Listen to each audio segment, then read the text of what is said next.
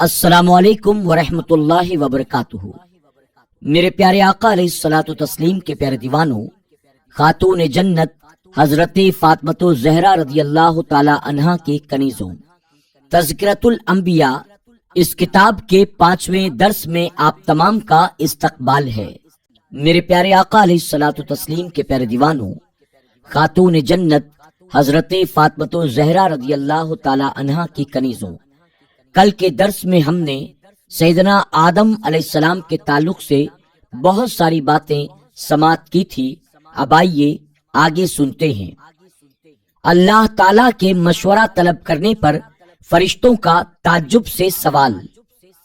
جب اللہ تعالیٰ نے فرشتوں سے خلیفہ بنانے کا مشورہ طلب کیا تو فرشتوں نے تعجب کرتے ہوئے رب تعالیٰ سے سوال کیا، کیا ایسے کو نائب کرے گا جو اس میں فساد پھیلائے اور خون ریزیاں کرے، اور ہم تجھے سراہتے ہوئے تیری تسبیح کرتے ہیں اور تیری پاکی بیان کرتے ہیں۔ فرشتوں نے رب تعالیٰ پر کوئی اعتراض نہیں کیا اور نہ ہی کوئی مخالفت کی، بلکہ ان کو اللہ تعالیٰ نے پہلے ہی یہ علم دے رکھا تھا کہ جو خلیفہ میں بنانے والا ہوں اس میں اور اس کی اولاد میں عناصر اربع کی آمیزش ہوگی جو ایک دوسرے کے مخالف ہوں گے، یعنی آگ، مٹی، پانی، ہوا کا مجموعہ ہوگا۔ یہ علم فرشتوں کو رب تعالیٰ کے بتانے پر حاصل ہوا تھا یا ان پر لوح محفوظ کو منکشف کرنے سے حاصل ہوا تھا۔ انہوں نے سمجھا کہ مخالف اور ضد کی چیزیں اگر ملیں تو فساد ہی فساد ہوگا۔ خلیفہ تو اس لیے بنایا جاتا ہے کہ زمین میں بھلائی قائم ہو اور لوگوں کو بھلائی کی راہ پر قائم کیا جائے اور ان کے نفسوں کی تکمیل کی جائے اور ان میں اللہ تعالیٰ کے احکام جاری کیے جائیں۔ جس کی بنا ہی فساد پر ہوگی، اس سے یہ کام کیسے ہو سکیں گے؟ یہ سوال ان کا مخفی حکمت کے پتہ چلانے کے لیے تھا، یا اس سوال پر تعجب کرتے ہوئے تھا کہ جو فساد پھیلانے والے ہوں گے ان سے زمین کو آباد کرنا اور اس میں صلاحیت پیدا کرنا کیوں کر ممکن ہوگا۔ خیال رہے کہ یہ فرشتوں کی اجتہادی خطا تھی کہ انہوں نے سمجھا شاید تمام انسان ایسے ہوں گے، حالانکہ انبیاء اکرام علیہ السلام معصوم ہونے کی وجہ سے نیک اور پارسا، صالح و متقی لوگ اللہ کی حفاظت میں ہونے کی وجہ سے فساد برپا کرنے سے پاک ہیں۔ فرشتوں کے خیال کے مطابق ان کی تسبیح اور تقدیس اور عصمت کے پیش نظر وہ خلافت الہیہ کے زیادہ مستحق تھے۔ ان کے اس طرح کے قصور علم کو ظاہر کرنے کے لیے اللہ تعالیٰ نے فرمایا، یعنی اے میرے فرشتوں، میں وہ سب کچھ جانتا ہوں جو تم نہیں جانتے۔ محض تسبیح و تقدیس معیار خلافت نہیں، اور نہ ہی مختلف اور ایک دوسرے کی ضد عناصر سے مرکب ہونا منصب خلافت کے منافی ہے، بلکہ خلافت کا معیار یہ ہے کہ اللہ کا خلیفہ جن چیزوں کا غیروں کو حکم دے ان پر خود بھی عمل کرے۔ اس لیے سارے انسان فساد اور ناحق خوریزی کرنے کے گناہوں میں مبتلا نہیں ہوں گے۔ ان میں سے کچھ معصوم ہوں گے جو اللہ تعالیٰ کے خلیفہ بننے کے حقدار ہوں گے۔ آدم علیہ السلام کے علوم، اور اللہ تعالیٰ نے آدم علیہ السلام کو تمام اشیاء کے نام سکھائے، پھر سب اشیاء ملائکہ پر پیش کر کے فرمایا، سچے ہو تو ان کے نام بتاؤ۔ حضرت ابن عباس، اکرمہ، قتادہ، مجاہد اور ابن زبیر رضی اللہ تعالی عنہما کا ارشاد ہے، اللہ تعالیٰ نے آپ کو تمام چیزوں کے ناموں کا علم عطا کیا، یہاں تک کہ بڑے اور چھوٹے پیالے کے نام بھی بتائے۔ بعض حضرات نے حضرت ابن عباس رضی اللہ تعالی عنہ کی طرف سے قول منسوب کرتے ہوئے کہا کہ آپ نے فرمایا کہ حضرت آدم علیہ السلام کو اللہ تعالیٰ نے جو کچھ ہو چکا ہے اور جو کچھ ہونا ہے ان سب کا علم عطا فرمایا۔ پہلے معنی اور اس معنی کے لحاظ سے مقصد ایک ہی ہے کہ اللہ تعالیٰ نے آپ کو تمام چیزوں ان کے ناموں کا علم عطا کیا، خواہ وہ پہلے پائی جا چکی یا بعد میں پائی جانے والی ہیں۔ امام راضی علیہ رحمہ نے فرمایا کہ آپ کو تمام چیزوں کی صفات اور نعمتیں اور خواص تک کا علم عطا فرما دیا گیا تھا۔ اللہ تعالیٰ نے آپ کو تمام چیزوں کے احوال اور ان سے دینی یا دنیاوی منافع جو متعلق ہیں ان تمام کا علم عطا فرما دیا تھا۔ ایک قول کے مطابق آدم علیہ السلام کو تمام زبانیں بھی سکھا دی گئیں، اور ایک قول کے مطابق آپ کو تمام ملائکہ کے ناموں سے بھی آگاہ کر دیا گیا، اور ایک قول کے مطابق آپ کو تمام ستاروں کے ناموں پر مطلع فرما دیا گیا تھا۔ علامہ آلوسی رحمۃ اللہ تعالی نے مختلف اقوال نقل کرنے کے بعد حکیم ترمذی کا قول نقل کیا کہ اس آیت کریمہ میں اسماء نام سے مراد اسماء الہیہ ہے۔ اس کے بعد آپ نے فرمایا، میرے نزدیک حق یہ ہے اور تمام اللہ والے بھی اسے ہی حق مانتے ہیں، اور منصب خلافت کا تقاضا بھی یہی ہے کہ آپ کو تمام اشیاء کے نام کا علم عطا کر دیا گیا ہے۔ وہ اشیاء خواہ علوی ہوں یا سفلی، جوہری ہوں یا عرضی، ان تمام کے ناموں کو اللہ تعالیٰ کے اسما ہی کہا جاتا ہے، کیونکہ تمام چیزیں اللہ تعالیٰ کی ذات پر دلالت کرتی ہیں، اور اللہ تعالیٰ کی ذات کے جلوے تمام اشیاء سے ظاہر ہوتے ہیں، اگرچہ اللہ تعالیٰ ان میں مقید نہیں ہوتا۔ آدم علیہ السلام کو نام سکھائے، فرشتوں کو نہیں، کیا وجہ؟ الفاظ کے ذریعے معنی کا علم حاصل ہوتا ہے، جس کے پڑھانے والے کو معلم کہتے ہیں اور پڑھنے والے کو متعلم۔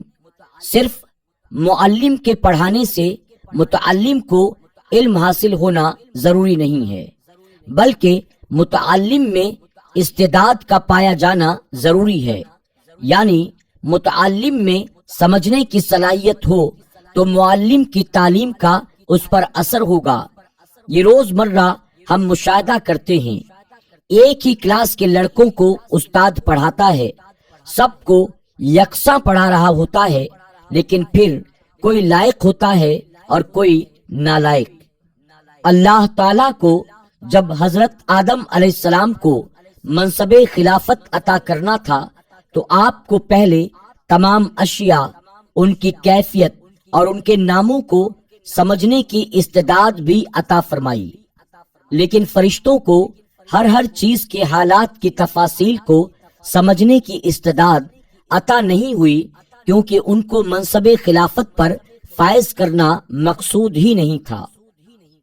آدم علیہ السلام کو علم کیسے عطا کیا گیا تھا؟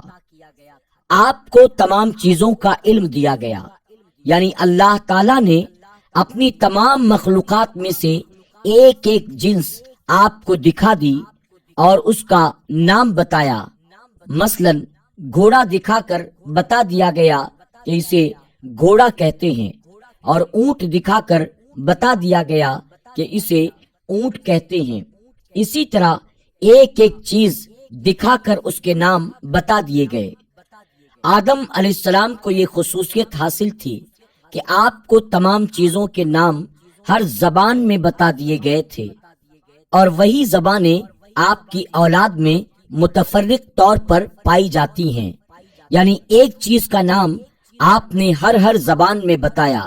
جو زبانیں بھی ایجاد ہونی تھیں آپ کو ان کا علم پہلے سے عطا کر دیا گیا تھا۔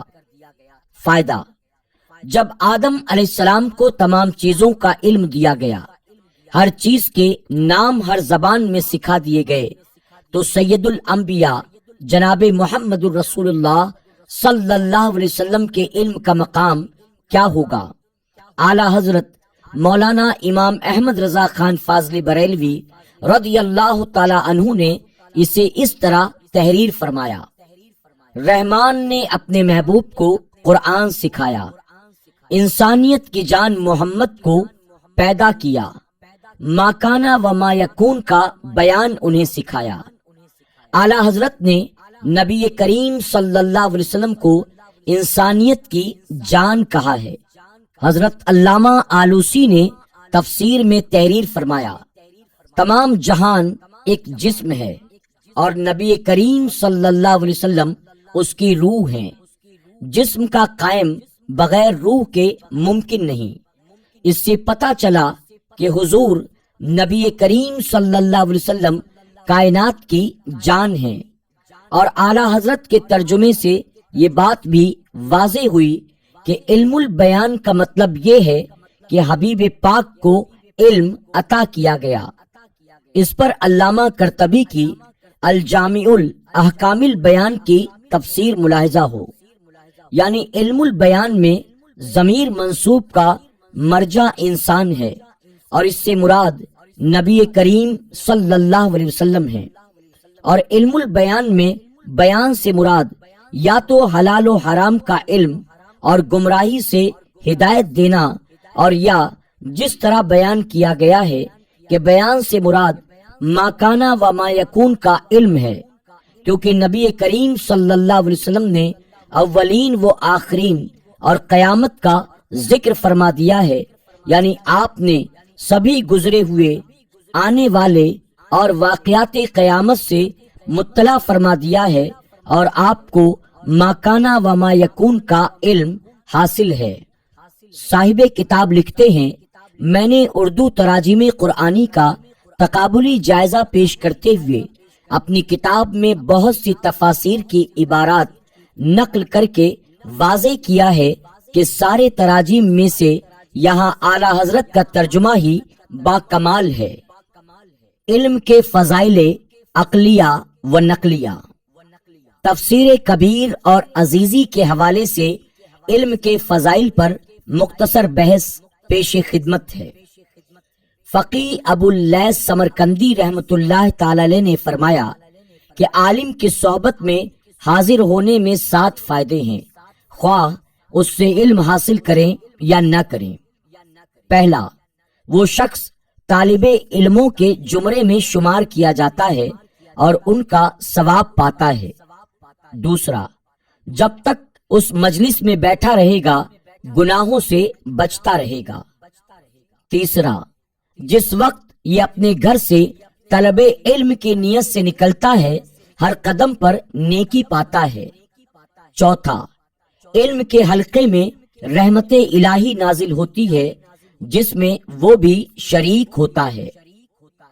پانچواں، علم کا ذکر سنتا ہے جو کہ عبادت ہے۔ چھٹواں، وہاں جب کوئی مشکل مسئلہ سنتا ہے جو اس کی سمجھ میں نہیں آتا تو اس کا دل تنگ ہوتا ہے، تو حق تعالیٰ کے نزدیک منکسر القلوب یعنی دل ٹوٹا ہوا جو رحمت کا مستحق ہوتا ہے، اس میں اسے شمار کیا جاتا ہے۔ ساتواں، اس کے دل میں علم کی عزت اور جہالت سے نفرت پیدا ہو جاتی ہے۔